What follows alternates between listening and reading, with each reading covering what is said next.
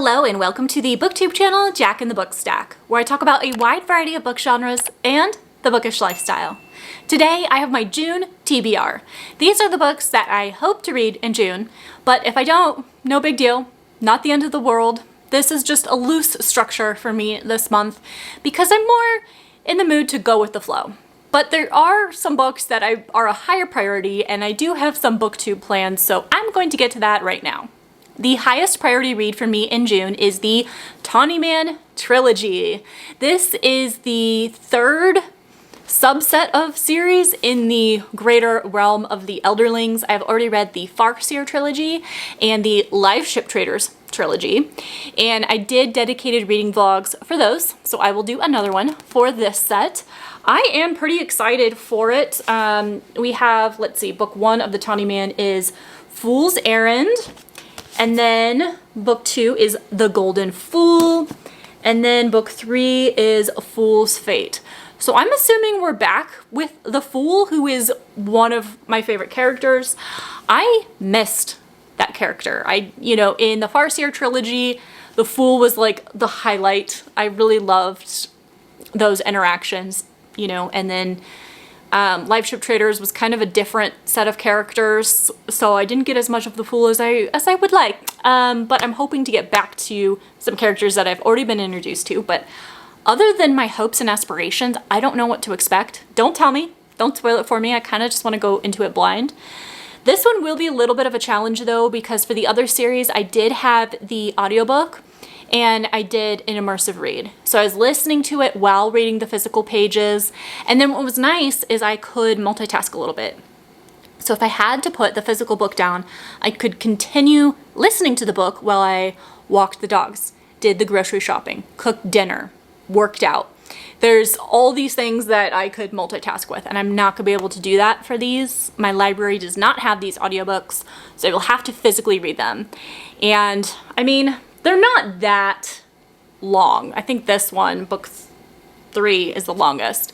But a little bit intimidated by that. I'm thinking in June, if I do like one a week and kind of mix in other books too, so I don't get burnt out, that might work for the vlog, but we'll see what happens. The next June read that I'm planning is my nonfiction pick for the month. I mentioned one of my goals in 2024 was to read at least one nonfiction a month. So this time, this is my choice. This is The Secret Life of Groceries, The Dark Miracle of the American Grocery Store. It seems kind of quirky. It seems like a different topic for me or for what I see on BookTube. So I'm interested at kind of the creativity and a topic that I never really considered before. June also means the start of summer, which also means I am going to be in the pool like every weekend, because in Phoenix there's nothing else to do when it's 110, 115, 120 degrees sometimes. Being in the pool is where I want to be at. And when I'm in the pool, my Kindle is what I want to take with me. So there's just something about the summertime that's when I read my Kindle the most. So I'm going to tackle some books from Kindle Unlimited. And one that has been high on my radar is Daughter of No Worlds. This is one that I want to try. I think it's technically a romantasy, but this has been recommended to me as someone who struggles with the female main characters in romantasies, because I feel like they're very emotionally driven, not strategic, pretty dumb, and like I get frustrated with it's like the end of the world or something really serious is happening, but they just can't get past their like hormones, like really difficult. So Daughter of No Worlds was recommended to me as one where I would enjoy the female main character and also the chemistry between our characters. So I want to give this one a shot. And it is I don't know if it's technically a trilogy. I think there's like 2 books and then a novella. I'm not quite sure. There's 3 books on the list that I want to read, but I'm gonna start with Daughter of No Worlds and go from there. Maybe I'll just read this one. Maybe I'll read all of them because I love it. I mean, I hope. So that's 1 to 3 Kindle Unlimited books that I want to read. But next, I want to continue in the Duskwalker Brides series, also on KU. And that means I will be reading A Soul to Heal. This is like a monster romance that was so weird when I read book 1, but I loved it. Loved the chemistry, loved all the weirdness that came with monster smut. So I've been wanting to pick this one back up, get back into that world, answer some questions I had. I think they're interconnected standalone, so we'll follow like a different couple in this one, but there's like a larger world and like a macro plot was introduced. So I'm so excited to continue reading this, and I think June will be perfect. If I've said it once, I've said it 1,000 times. I really want to read The Sword of Kagan. This is a standalone fantasy. I have the physical copy, but I also have it downloaded from Kindle Unlimited. So I have 2 formats that I can choose from to read this. And I really, really want to see what all the hype is about for this book. I've heard about it all over booktube. It's always recommended as a favorite fantasy book and a favorite fantasy standalone, and it has great ratings on GoodReads, but it is still really underhyped. It has great ratings, but it doesn't have a lot of ratings, so it's still kind of a hidden gem a little bit, even though it's very popular on booktube. The larger population outside of our little corner of the internet may not be as familiar with this book, but I really want to check it out. And hopefully June is the month. If I'm craving the Kindle, right? I have like 2 options, 2 formats to read it, so this could really work. And I think I'm emotionally prepared because I've heard that this is like heavier in tone. So if I have these other light reads, right? Like I have, okay, romantasy may not be light, but it's like kind of fluffy with the love mushy stuff. And then if we have the monster romance, the smut, right? Like I think I have a good mix of tones with this, so this might be a great time to pick it up. I also thought June would be a great time to try What the River Knows. This is book 1 in a duology, and it is set in Egypt.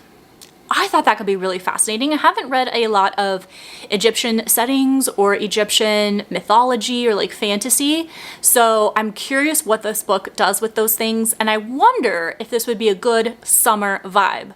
Because when I think of Egypt, I think of the desert. I think of lots of sand, I think of heat, like a stifling heat.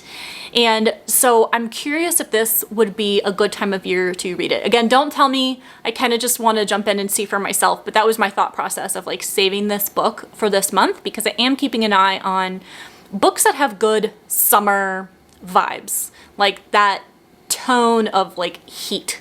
So actually, this is a great question I can ask you guys. If you have any other recommendations of books that have like a hot setting, like I don't know if it's like a quest trope or like a horror where they're stranded someplace really, really hot and they're trying to beat the heat, would love recommendations down below if you can think of any other books like that.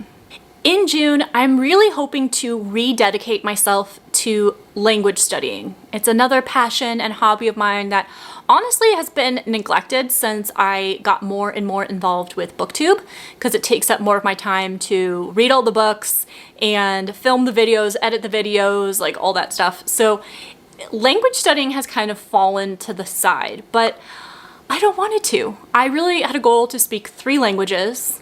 Obviously, I speak a little bit of English. I also would love to learn Spanish and French. My Spanish is a little bit stronger. I took it in high school and it's a little bit more common here in Arizona, so I have more opportunity to hear it. But French, I have no experience with at all. Like I am starting from like ground level, basic. My pronunciation is horrible. Even though I've been doing Duolingo for over 800 days, like that doesn't really advance you much. And it's hard. It's hard to do something new and be completely terrible at it. It's hard to push through that awkwardness, but I really want to try. So in June, I'm going to sign up for some classes, and like you're financially invested in these classes. Like you should dedicate yourself to it so you don't waste the money, right? That's my thought process. So I'm thinking of signing up for a 2-month round of online classes, and I would do like 3 French classes a week. So it will cut into my reading plans a lot, and I need to be okay with that, and booktube needs to be okay with that. But I was thinking, to help motivate me, I came across this book in April, and so I just hauled it, and I've never heard of it before. I have no idea if it's good, but I think will be motivating. It is called Flirting with French. This is it's a memoir. William Alexander is setting out to master the art of French speaking in this entertaining amble through the French language and its colorful history through linguistics and brain science. What Alexander discovers while not learning French is its own reward. While not learning French. So I don't know how successful. Maybe he's struggling too. I don't know. But I thought it could be fun to read a book about someone else going on the same journey I am, and like hoping that he faces some of the challenges I do about like feeling dumb and like pushing through anyways. So this could be very, very motivating, or it can make me feel really hopeless. I don't know. I'm hoping it has like a happy ending where he learns the language. But so I could either read this in June, since I'm planning on starting my classes in like mid-June, or it could push till July.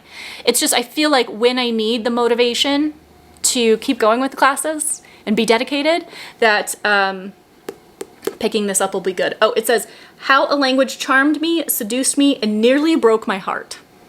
I'm intrigued. The next book on my TBR is a highly anticipated release that I didn't get to in April when it was first released because I was slammed with the rest of my TBR, and then May, it didn't fit with my nautical theme. So, you know, cannot betray the theme. That's rule number 1 for Jack in the Book Stack. But June, I should finally have the time to finally get around to this bad boy. This is The Book That Broke the World. This is book 2 in the library trilogy, I think is what it's called. The Book That Wouldn't Burn is book 1. Ended on a cliffhanger. I would like to see what happens next. It's shorter than the first one. I loved the atmosphere of this library labyrinth. I liked the mystery that we have following 2 characters. You know, one looking to study and become a librarian. The other one is stuck in the library labyrinth. I liked those things. Book 1 took a bit of a sci-fi turn for me, which sci-fi is kind of subjective, I think, to some people. It just had some elements that I associate with sci-fi that I was less than thrilled about. I think I rated the book like 4 stars because of that. But I still really want to see what happens next. So this one is going to make or break the trilogy for me. But to be honest, like the library setting is just so cool. I'll probably buy and read all 3 books in the series regardless of how the sci-fi stuff turns out, but I'll just whatever. It makes sense in my head. I just want to say I'm excited for this, but I have low expectations. So that is my TBR, or my hopefuls for June. But again, besides the Tawny Man trilogy, I don't have to read any of these. I really am going to allow myself permission to just read what I want, when I want. Maybe I only read the Tawny Man trilogy, and that would be fine, as long as hopefully I'm focused on like studying languages instead, like doing something productive or like other passions of mine. But I really just want to go with whatever I feel like. So I have these books behind me that are my shortlist TBR. These are books that maybe you've seen in some of my book hauls, but these are kind of books on my immediate TBR that I'd like to get to soon. And so the mood could just strike me one day to pick up one of these instead. And that's perfectly okay. I could switch out. If I don't feel like going into that library labyrinth, I don't have to. I can wait. Or if I don't want to read about the grocery store, I could pick up another nonfiction with a topic that does interest me in the month of June. I want to just maintain having fun and picking the right book for the right mood, because forcing yourself to read something that you're not in the mood for, you're not going to be fair to the rating of that book, to yourself for your enjoyment of it. And I'm getting better at recognizing what kind of mood I'm in. It's also just hard because you don't know the tone of a book just by looking at it necessarily, or like the plot. Sometimes it can catch you off guard. But I'm getting pretty good at nailing it down. And there's some books that you just know that are gonna have like a lighter, maybe humorous aspect to them.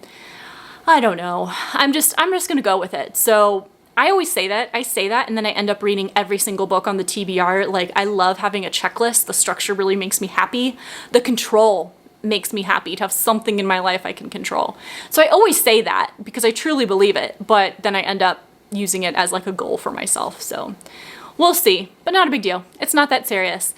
If you read 1 book a year and you're happy with, like, that's fine. That's fine. Like, do whatever works for you. So that's it. That's my rant, my rave, my ramble. Again, if you have summer book recommendations, can you comment those down below? Because I'd love what you think would be a great summer atmosphere or something that like pairs with the season. Thank you so much for hanging out with me in this video, and I hope all of your reads in June are 5-star reads.